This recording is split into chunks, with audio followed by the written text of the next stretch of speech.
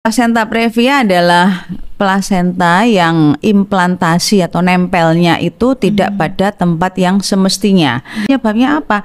Nggak bisa dideteksi, Mbak. Gara-gara sesuatu hal nggak. Jadi memang sangat-sangat ini ya, sangat-sangat bejo-bejan ya. Hanya Tuhan yang tahu berarti ya, dokter ya penyebabnya ya.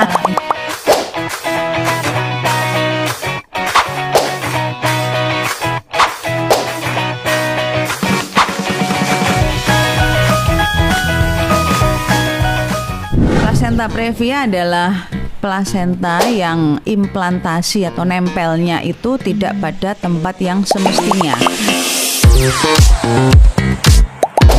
Jadi kalau plasenta yang normal itu nempelnya ya di daerah fundus ya, di puncaknya rahim itu atau di korpus depan, bagian depan atau bagian belakang rahim. Jadi sehingga janin itu mendapatkan makanan itu dari plasenta ini tidak ada gangguan. Nah, kalau pada plasenta previa memang ada gangguan. Nah, jadi plasenta previa itu adalah plasenta yang nempelnya tidak pada tempatnya. Artinya dia tidak pada tempat yang selayaknya. Jadi pada tempat yang di segmen bawah rahim. Di segmen bawah rahim bahkan sampai menutupi jalan keluar janin itu untuk nanti pada saat dia harus dilahirkan.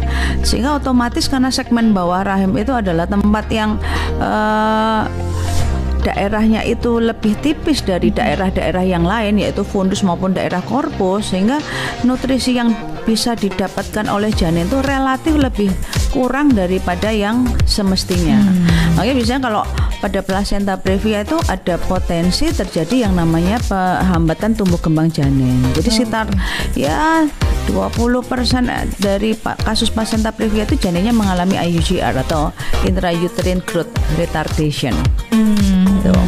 Berarti memang plasenta previa ini letaknya tidak pada tempatnya, dokter ya? Apakah selalu di area bawah itu atau bisa di tempat yang lain, dokter, yang jadi dikatakan plasenta previa? Kalau menurut anatominya ada komplit plasenta previa, jadi nutup total, Mbak.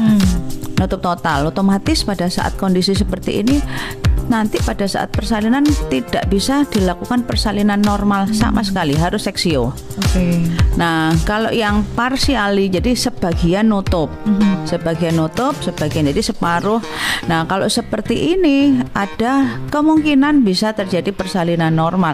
Akan tetapi dengan risiko yang cukup besar, sehingga pada saat kondisi infartu, jadi nanti kalau sudah mulai ada kontraksi, ada pembukaan, itu dulu kita lakukan yang namanya double setup. Jadi kalau misalkan ternyata ada pembukaan, kemudian ketubannya bisa pecah, otomatis plasentanya akan tertarik ke atas dengan adanya kontraksi.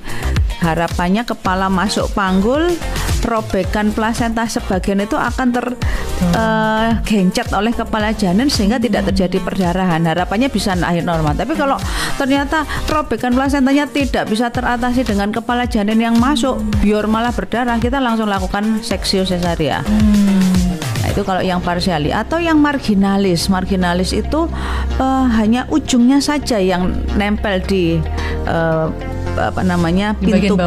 pintu keluarnya janin itu. Nah, kalau seperti ini potensi untuk terjadi persalinan normal lebih besar lagi.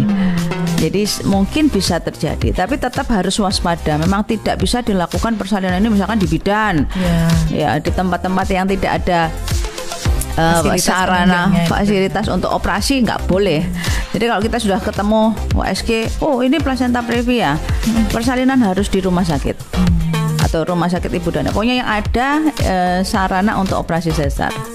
Yang terakhir plasenta letak rendah. Plasenta letak rendah ini jadi di segmen bawah rahim, agak jauh dari ostium uteri internum. Jadi agak jauh dari pintu keluarnya janin dari rahim itu. Nah, kalau seperti ini lebih besar lagi untuk bisa persalinan normal. Cuman memang pada awal-awal pada pertengahan trimester ketiga ada potensi bisa terjadi yang namanya antepartum bleeding atau perdarahan menjelang persalinan itu tadi. Karena plasenta previa. Karena plasenta previanya itu. Oke, berarti memang plasenta previa ini bisa terdeteksi kalau bundanya rutin kontrol ya dokter ya. Benar sekali. Jadi harus USG yang pasti untuk USG menentukan. Iya. USG. Berarti pemeriksaan untuk menentukan oh ya ini fix ada plasenta previa melalui pemeriksaan USG ya, benar sekali Mbak. Nah, kalau penyebabnya sendiri dokter, apakah dia terjadi begitu saja atau ada faktor risiko yang membuat seorang ibu hamil ini berpotensi mengalami plasenta previa? Ya, jadi kalau penyebabnya apa? Gara-gara makan bakso, atau gara-gara makan apa ini? Nggak suka makan atau bahkan mungkin muntah terus ya. Saat awal hamil kan seperti itu. Sebelum kita terbentuk plasenta, kira-kira penyebabnya apa ya dok? Ya nggak ada penyebab secara khusus ya. Jadi ini termasuk kasus yang nggak banyak sebetulnya ya Mbak. Gitu. Jadi sekitar 150.000 dalam seluruh ini ya kejadian di dunia ini sebetulnya ya. Jadi kalau kasus yang bisa dikatakan cukup langka, jarang. Ya, jadi maaf di Indonesia tuh kira-kira angka kejadiannya seperti itu. Jadi kalau misalkan angka kelahiran bayi dari survei ini ya BKKBN itu kan sudah 4,8 juta ya tiap tahun. Indonesia itu segitu. Jadi 150.000-nya mengalami plasenta previa. Jadi sebetulnya termasuk jarang. Cuman akhir-akhir ini agak sering terjadi perdarahan pada kehamilan trimester ketiga yang sebabnya ternyata bukan plasenta previa. Jadi nanti kita mungkin bahas di topik yang lain ya. Jadi ini plasenta akreta. Jadi kalau yang plasenta previa balik lagi penyebabnya apa? Nggak bisa dideteksi Mbak. Gara-gara sesuatu hal nggak. Jadi memang sangat-sangat ini ya, sangat bejo-bejan ya. Hanya Tuhan yang tahu berarti dokter ya penyebabnya ya. Iya.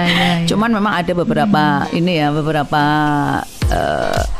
faktor risiko untuk terjadinya, mungkin merokok ya, kalau di luar mungkin ada obat-obatan terlarang seperti kokain itu reportnya ya. Cuman ternyata ada yang kalau di Indonesia yang mungkin orang lazim terjadi sering hamil itu ternyata juga meningkatkan potensi terjadinya plasenta previa. Kemudian bekas SC ya, jadi kalau persalinan pertamanya SC, persalinan berikutnya kemungkinan juga bisa terjadi plasenta previa atau riwayatnya ternyata dia plasenta previa. Ya sudah riwayatnya plasenta previa, akhirnya kan harus SC. Nah, juga meningkatkan risiko terjadinya plasenta previa. Kemudian ada riwayat operasi di rahim, misalkan pernah operasi miom, diangkat miomnya, ya itu juga potensi meningkat terjadinya plasenta previa. Atau juga riwayat keguguran yang menyebabkan dia harus dilakukan kuret, atau perdarahan rahim yang tidak normal kemudian dilakukan kuret, itu meningkatkan potensi terjadinya plasenta previa.